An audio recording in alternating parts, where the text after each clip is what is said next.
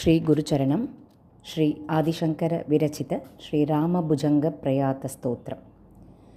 విశుద్ధం పరం సచ్చిదానందరూపం గుణాధారమాధారహీనం వరేణ్యం మహాంతం విభాంతం గుహాంతం గుణాంతం సుఖాంతం స్వయం ధామ రామ ప్రపద్యే. శివం నిత్యమేకం విభుం తారకాఖ్యం సుఖాకారమాకారశూన్యం సుమాన్యం మహేశం కలేశం సురేశం పరేశం నరేశం నిరీశం మహీశం ప్రపద్యే. యదా వర్ణయత్కర్ణమూలేऽन्तకాలే శివో రామ రామేతి రామేతి కాశ్యాం తదేకం పరం తారకబ్రహ్మరూపం భజేహం భజేహం భజేహం భజేహం.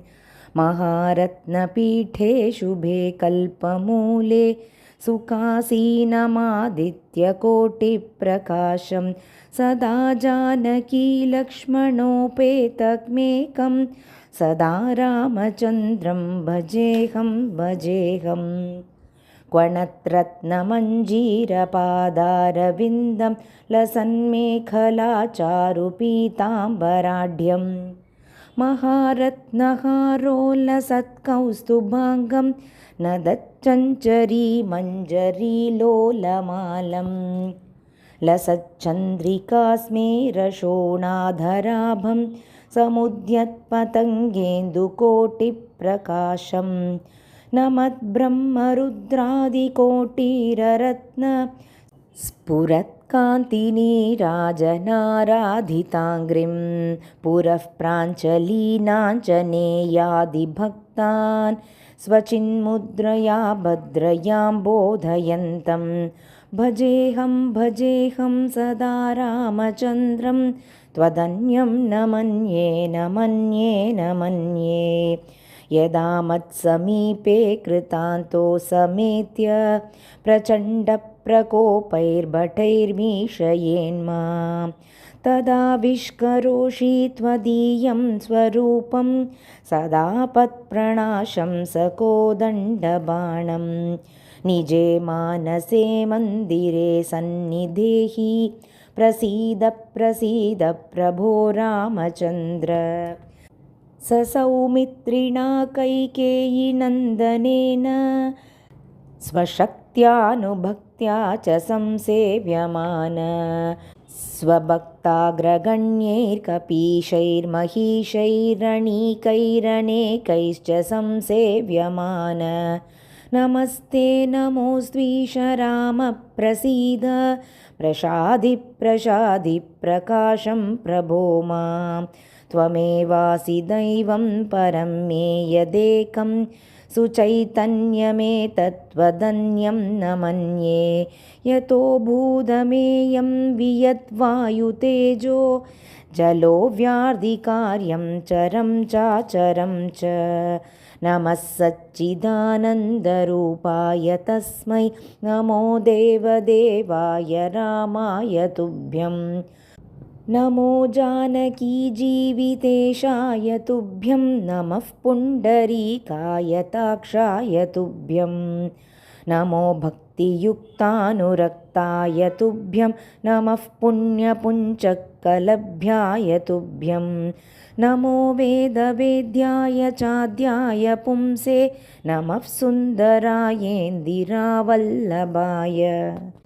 నమో విశ్వకర్త్రే నమో విశ్వహర్త్రే నమో విశ్వభోక్త్రే నమో విశ్వమాత్రే నమో విశ్వనేత్రే నమో విశ్వజేత్రే నమో విశ్వపిత్రే నమో విశ్వమాత్రే.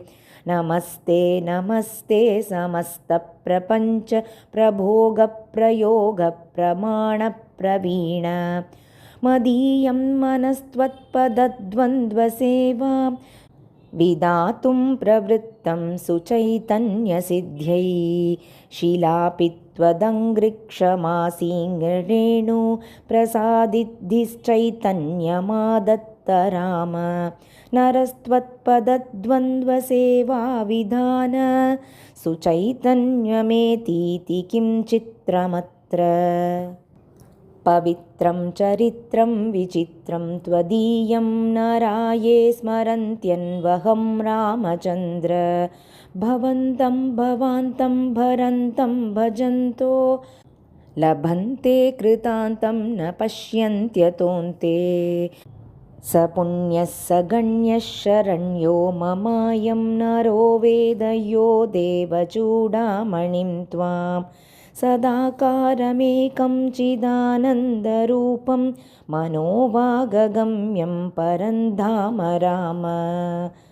प्रचण्डप्रतापप्रभावाभिभूतप्रभूतारिवीरप्रभो रामचन्द्र बलं ते कथं वर्ण्यतेतीव बाल्ये यतो खण्डिचण्डीशकोदण्डदण्डं दशग्रीवमुग्रं सपुत्रं समित्रं सरिद्दुर्गमध्यस्तरक्षो गणेशं भवन्तं विना रामवीरो नरो वा सुरो वामरो वा जयेत्कस्त्रिलोक्यां सदा राम रामेति रामामृतं ते सदा राममानन्दनिष्यन्दकन्दं पिबन्तं नमन्तं सुदन्तं हसन्तं हनूमन्तमन्तर्भजेतं नितान्तं सदा राम रामेति रामामृतं ते सदा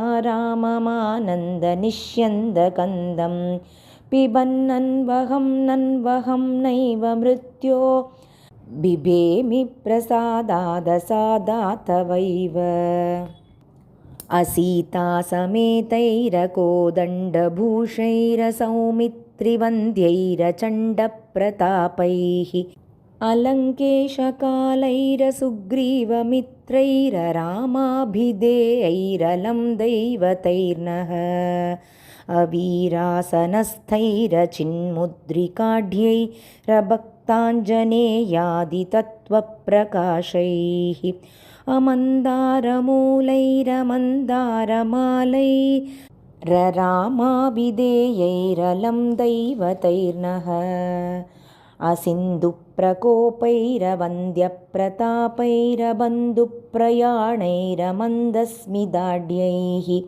अदण्डप्रवासैरखण्डप्रबोधैररामाभिधेयैरलं दैवतैर्नः हरे राम सीतापते रावणारे करारे मुरारे सुरारे परेति लपन्तं नयन्तं सदा कालमेवं समालोकयालोकयाशेपबन्धौ नमस्ते सुमित्रा सुपुत्राभिवन्द्य नमस्ते सदा कैकयीनन्दनेढ्य नमस्ते सदा वानराधीशवन्द्य नमस्ते नमस्ते सदा रामचन्द्र प्रसीद प्रसीद प्रचण्डप्रताप प्रसीद प्रसीद प्रचण्डारिकाल प्रसीद प्रसीद प्रपन्नानुकम्पिन् प्रसीद प्रसीद प्रभो